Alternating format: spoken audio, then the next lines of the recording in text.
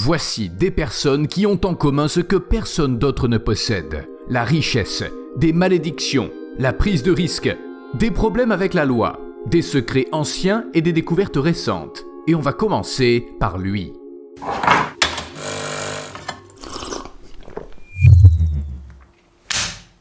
Joe Penici est issu d'une lignée de pêcheurs et il a bien cru avoir été incroyablement chanceux jusqu'à un certain moment. Joe avait toujours pris son travail très au sérieux.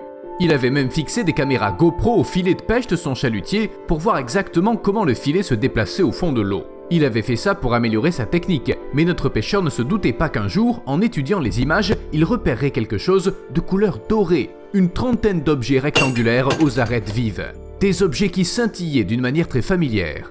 Joe a immédiatement compris ce que ces caméras avaient capturé. Son filet s'accrochait souvent aux carcasses pourrissantes de vieux navires naufragés jusqu'au-delà du Golden Gate. Il savait que certains de ces navires, galions espagnols et bateaux à vapeur de l'époque de la ruée vers l'or, avaient transporté des trésors. Ça voulait dire que Joe était à deux doigts de devenir incroyablement riche. Notre pêcheur a consulté des experts et a découvert que sa trouvaille valait environ 48,7 millions d'euros. Vous feriez quoi si vous trouviez un tel trésor? Vous réfléchiriez sûrement à toutes les choses que vous pourriez acheter et aux rêves que vous pourriez réaliser. Joe s'est aussi mis à rêver, mais il a rapidement été confronté à la dure réalité. L'or qu'il avait découvert se trouvait à une profondeur d'environ 300 mètres au sein du sanctuaire marin. La loi fédérale n'y autorise rien d'autre que la pêche, et même un équipement spécial ne permet pas de descendre si profondément, à moins d'être un plongeur détenteur d'un record et prêt à risquer sa vie. Mais les plongeurs et les robots sous-marins sont également interdits d'accès dans le sanctuaire marin. Vous voyez le problème? Joe était convaincu qu'il y avait une fortune au fond de l'eau, mais il ne pouvait rien y faire. Bon sang, c'est vraiment frustrant. Et personne n'aidera notre pêcheur, parce que, les autres ne croient pas vraiment qu'il y ait de l'or au fond. On ne sait pas ce que c'est qui brille là-bas. Le problème, c'est que personne ne s'en soucie, contrairement aux gens en Indonésie. Les équipes locales de pêcheurs plongeant dans la rivière Musi n'ont pas seulement découvert de l'or. Elles semblent avoir trouvé le site de l'ancien royaume malais de Srivijaya. Leur extraordinaire découverte comprend des trésors allant d'une statue du 8e siècle constellée de pierres précieuses valant des millions d'euros à des bijoux dignes des rois. Et cette fois, personne, à part les crocodiles, n'a essayé d'empêcher les pêcheurs d'aller chercher leur découverte au fond de l'eau. Cet ancien royaume serait apparu aux alentours de 300 avant Jésus-Christ et aurait existé jusqu'en 1400 après Jésus-Christ. Pourquoi il a disparu? Personne ne le sait. Peut-être pour des raisons économiques ou naturelles, une éruption volcanique, une forte crue de la rivière. On dirait qu'on a maintenant une chance de découvrir ce qui s'est passé là-bas. C'est presque comme découvrir l'Atlantide. Malheureusement, les objets que récupèrent les pêcheurs sont simplement vendus sur les marchés et on passe à côté de l'occasion de découvrir la vérité. Mais s'il y a tant de trésors sous l'eau, il doit y avoir des gens qui les recherchent professionnellement. Il y en a, et je les ai trouvés. Le célèbre chasseur de trésors Mel Fisher a fondé Mel Fisher's Treasures après avoir recherché le galion espagnol coulé Nuestra Señora de Atocha pendant 16 ans et demi. Cette épave est considérée comme la plus précieuse de l'histoire. Le navire transportait du cuivre, de l'argent, de l'or, des pierres précieuses et d'autres objets de valeur. La valeur de la cargaison est estimée à environ 354 millions d'euros et Fisher a trouvé le navire. De longues batailles juridiques avec l'État se sont ensuivies, mais en fin de compte, les chasseurs de trésors ont gagné. Et puis je me suis demandé à juste titre à qui appartiennent les bijoux qui reposent quelque part au fond de l'océan. Il existe des accords internationaux et certaines règles concernant les trésors engloutis. Cependant, la décision de savoir qui a le droit de conserver une trouvaille de valeur est généralement prise entre les pays, conformément au droit international. Et c'est très difficile, de nombreux États et personnes sont en concurrence les uns avec les autres, et les lois ne font souvent que rendre les choses plus confuses. Par exemple, le propriétaire initial d'un navire a un droit de propriété, mais ce droit peut être supplanté par le pays qui possède les zones nationales dans lesquelles le navire a été découvert. Et on dirait qu'à la fin, ils finissent par tous se battre entre eux. En bref, si vous trouvez un trésor sous la mer, il est préférable de contacter la police immédiatement, car dès que vous aurez sorti votre découverte de l'eau, vous serez très probablement obligé de la rendre à son propriétaire légitime. Oui, même s'il vous a fallu beaucoup d'efforts, de temps et d'argent pour le faire, le propriétaire, quant à lui, est tenu de vous indemniser pour votre travail. Mais le montant sera très probablement inférieur de beaucoup à la valeur du trésor. Imaginez à quel point c'est frustrant. Steve, j'ai entendu dire que tu avais trouvé des bonbons. Cool, ça en fait beaucoup. Donne-les-moi. Tiens, voici ta part. Je sais ce que vous vous dites, s'il faut partager, c'est peut-être mieux de ne rien dire à personne. Eh bien, c'est pas la meilleure stratégie. Un pêcheur nommé Raúl Hurtado ne le sait que trop bien. Il y a une quarantaine d'années, il a trouvé 42 pièces d'or dans la mer, datant de l'ère précolombienne. Inconscient de leur valeur, Hurtado a vendu plusieurs pièces pour 3 fois rien. Il a acheté des produits de première nécessité, il a simplement gardé les pièces restantes. Ses enfants jouaient avec des lingots d'or comme si c'était des jouets. Puis une connaissance a signalé la découverte du pêcheur aux autorités, et Hurtado a été accusé de piller la nation. L'homme a perdu tous ses trésors et a passé plus d'1 an en prison avant que le tribunal ne l'acquitte. Et bien sûr, personne ne lui a rendu les bijoux. Le pêcheur s'en est bien sorti, car il ignorait qu'il avait trouvé quelque chose d'une grande valeur historique. Le chercheur Tommy Thompson, quant à lui, savait exactement ce qu'il faisait.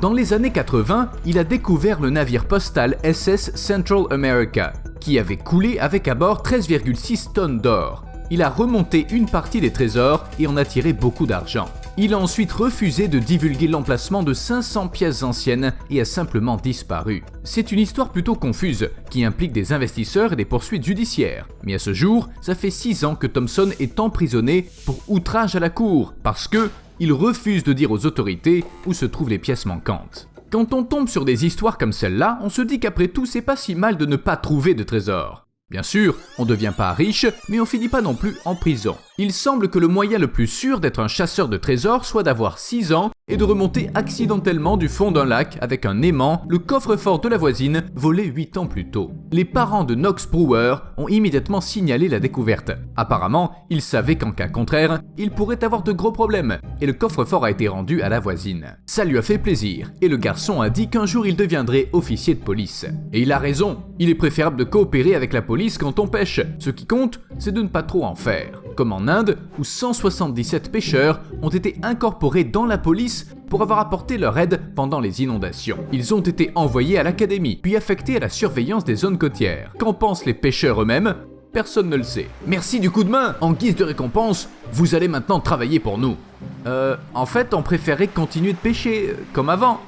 Bienvenue dans le service. Passons maintenant à un fait assez évident auquel peu de gens pensent. La pêche peut tuer. Et je parle pas des tempêtes ou des rencontres avec des créatures sous-marines agressives. Un jeune homme de 19 ans a trouvé une mine de la Première Guerre mondiale en pêchant. Il a cru que c'était une bouée de signalisation maritime. Et puis, il s'est mis à la démonter dans le jardin de son oncle. Bon Dieu! Heureusement, tout le monde a survécu, personne n'a été blessé. Mais parfois, les trésors récupérés présentent un danger d'un autre ordre. En 2019, des pêcheurs ont remonté un poisson du lac Michigan qui avait une alliance attachée à la queue. Il s'avère que c'est ainsi que le guide de pêche Jason Rose avait décidé de se débarrasser de ce bijou après son divorce. Mais pourquoi ne pas simplement le vendre ou le jeter à l'eau? Eh bien, Jason croyait que l'anneau était maudit, et les artefacts magiques dangereux doivent être manipulés avec précaution. Il faut emporter l'anneau dans les profondeurs du Mordor et le jeter dans l'abîme flamboyant de la montagne du destin. L'un de vous doit le faire. Il vaut mieux l'attacher à un poisson. Qui l'a laissé entrer?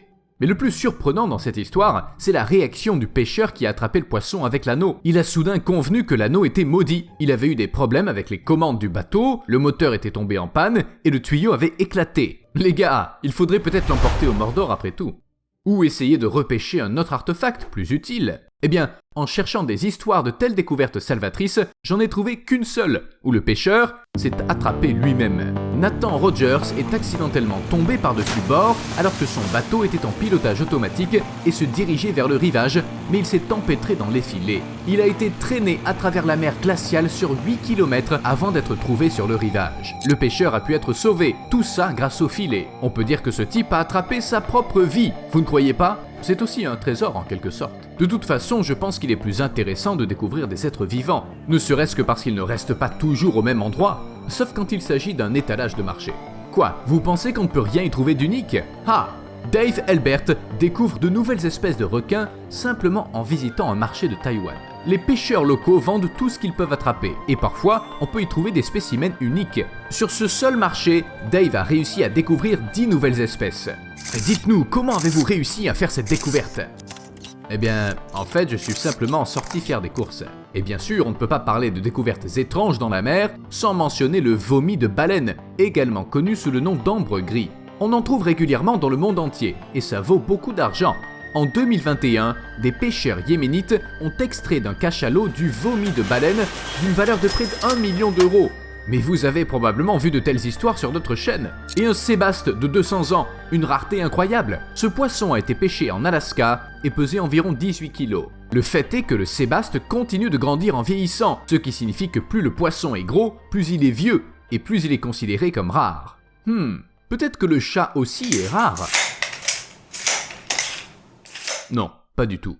En fait, les trouvailles les plus remarquables des pêcheurs sont souvent des animaux rares. C'est compréhensible, quoi de plus naturel que de pêcher des poissons? Et de tels poissons peuvent devenir de véritables trésors. Un pêcheur indien a un jour capturé 157 poissons rares et très précieux, appelés Protonibea diacanthus. Cette espèce est considérée comme un mets délicat et précieuse en Asie de l'Est, car certaines personnes pensent qu'elle a des propriétés curatives. Je sais pas pour la guérison, mais le pêcheur est devenu millionnaire. J'aurais jamais pensé que ces poissons pouvaient valoir si cher. Les crabes, c'est une autre histoire. On les considère plutôt comme des mets savoureux, surtout quand ils mesurent plus d'1 mètre. Un tel crabe a été pêché près des îles Scilly. S'il ne lui manquait pas une pince, il aurait pu devenir le plus gros crabe de tous les temps. Mais non, il a terminé à l'aquarium Blue Reef, un animal parmi d'autres, et il a été baptisé Spud. Et juste au moment où je pensais que la vidéo allait pouvoir s'achever sur une histoire de crabe géant, la mer n'a plus grand chose à m'apprendre, pas vrai? J'ai trouvé ça. Au large des côtes du Maine, 3 pêcheurs ont attrapé un cerf. Il nageait à 8 km du rivage et semble-t-il, il avait une idée précise en tête. Il ne luttait pas contre le courant, il n'était pas paniqué, il flottait tout simplement. Je me suis dit que peut-être j'ignorais quelque chose et qu'il existe bel et bien des cerfs marins. Alors j'ai fait des recherches et je sais pas à quoi je m'attendais. Au fait, Steve a dit que c'était photoshopé.